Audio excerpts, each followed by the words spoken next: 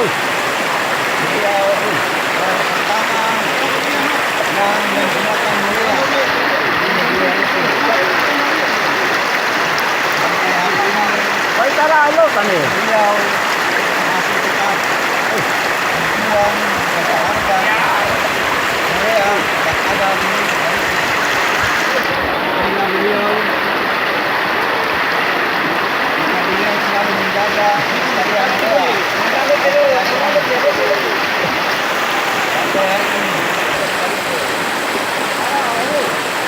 Bahkan sejarah mulai dari tahun 2000, beliaulah orang pertama yang memberi makan Nungsun tuh. hewan-hewan ini yang disebut dengan morea atau keterangan disebut dengan ikan besar.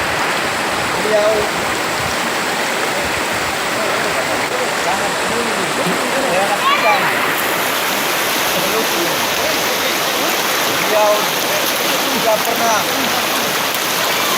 takut kepada morea karena beliaulah orang pertama yang mengajak morea-morea ini bisa bersama dengan masyarakat, bisa mengajak main bersama masyarakat.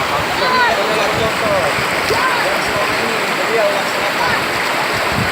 Marilah para pengunjung segera Bilauke bersama-sama lihat wisata morea yang ada di sini.